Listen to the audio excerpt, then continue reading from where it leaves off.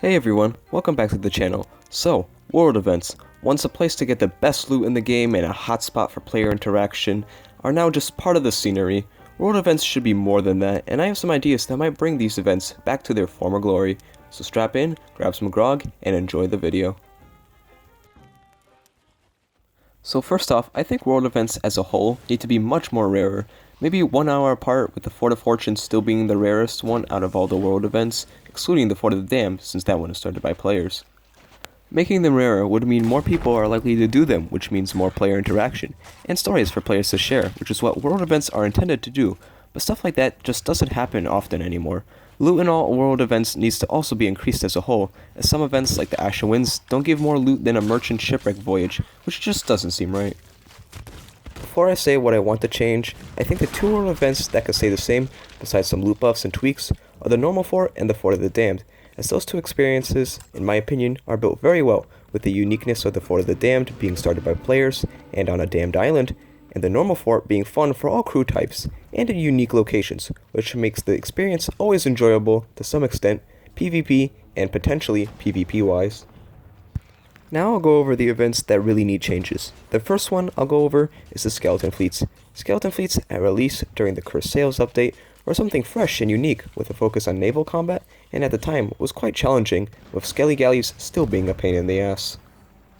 But right now, Skelly fleets get barely recognized. The last update to them was during the Ashen Treasures update that made the ships shoot nothing but firebombs, which was reverted anyway. The loot, while decent, isn't the best, and the encounter being nearly impossible solo without spending 2 hours on it, and way too easy for coordinated crews. So I propose that instead of fighting Skelly galleys and Skelly sloops over and over again in different areas, we would have one new location to fight one giant Skelly Man of War.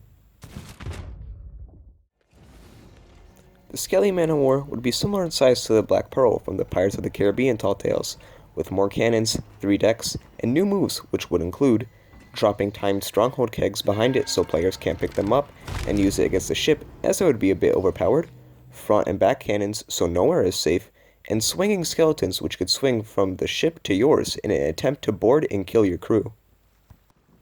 If a crew defeats the Man of War, an assortment of Stronghold, Skeleton Captain treasure would spawn, including a new item that could be sold to the Order of Souls, which would be dropped. Worth 50k, the Man of War's ripped flag. It needs to catch your name, but you get the picture, which would be sold to the Order of Souls. The loot in total, without emissaries, would sell for around 100,000 gold, so players would be encouraged to actually do it and make alliances or enemies, which present-day Skelly fleets rarely encourage. The next world event I'm going to talk about is the Ashen Winds event. The Ashen Winds event, in my opinion, is the worst event in the game. Not that it's bad, but it's extremely dull and repetitive, with the same boss over and over again. So the first step to fixing it is to put it in a unique location, which would be Molten Sands Fortress, updated with a cave with a bay so the damn volcano doesn't blow your ship to smithereens. This would, with the buffed loot, more on that later, would make people go to the Devil's Roar more, and make Molten Sands outposts less of a pain to go to with the new cave bay. The next thing that would need to be updated is the different bosses themselves. Old Horatio, Warden Chi, Red Ruth, and Captain Grin all needed new moves to make fighting them more fun, less repetitive, and unique. Old Horatio would be able to summon gold skellies instead of normal ones, shoot guns with flaming bullets, and throw a Molotov at you that would leave a flaming puddle where it lands for a limited amount of time. Warden Chi would have flaming chains he could do a sweeping attack with, a cannon that shoots a flaming cannonball, and a harpoon he could shoot at you, and if it hits will reel you in and then slap you, doing massive damage. Red Ruth would be able to cause fire damage in the smoke cloud she could summon, fire a flaming rock that when it hits the ground shatters into different pieces, like Fuse's cluster charge from Siege, and her fire breath would slow you down when you're hit by it. Captain Grimm would be able to throw multiple flaming rocks at you at high speeds, summon a rock shield around him that needs to be broken again to hurt him, and instead of a smoke cloud, he would throw Kraken ink at you, rendering you blind for a limited amount of time. Along with their updated moveset, the loot would get a whole new rework.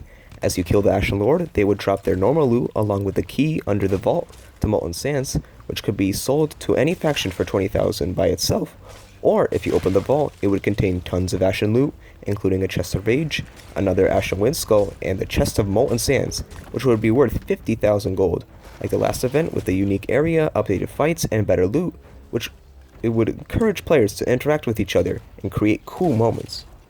The last world event I'll be covering is the dreaded Fort of Fortune, which just needs everything changed except the horn that plays when it spawns, because that's cool. First off, the Fort of Fortune would be located on the shores of Gold, so there's more of a reason to go there besides one tall tale. You can access the Shroudbreaker by speaking to the mysterious stranger if you completed the first 9 tall tales, which would make people actually do the story.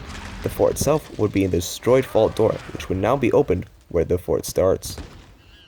After you've entered the area, a bit of parkour would be needed to get to the boss room, which now, instead of a generic Ashen Lord, would now be the cursed Stitcher Jim guarding Flameheart's horde. Stitcher Jim, while being naturally tanky, would have all the abilities of the other Ashen Lords, plus a few more. Stitcher Jim would be able to activate traps in the room, such as spikes that would stick out of the floor.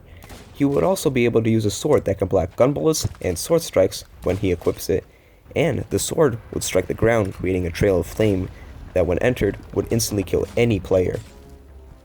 When you beat this encounter, Stitcher Jim will drop a key to the vault, which along with a ton of normal loot would have 2 Athena chests and a new chest known as the Chest of Eternal Legends, worth 50,000 gold. See the pattern? Which would only be able to be sold to the mysterious stranger and would give a bunch of Athena rep. All these new world events would come with new accommodations, which would give different clothes, tools, weapons, and ship parts, and curses, such as the Skelly curse for completing the Fort of Fortune 5 times. With these new changes, I believe world events would give players more attention to do world events and create more player interaction and stories, which would only improve the game and its experience. So with that, wait, what you mean I forgot Flameheart? And they trashed him anyway, just replace his event with Davy Jones and buff the loot, they'll be fine. Thanks for watching. If you liked the video, why not drop a like? And if you really enjoyed it, why not subscribe? If you didn't enjoy it, leave a dislike and tell me why in the comments.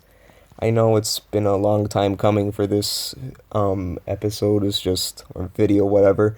It's just a lot of school and stuff, man. I'll try to do more in the future, but no promises. I thank you again for watching, and I'll see you in the next one.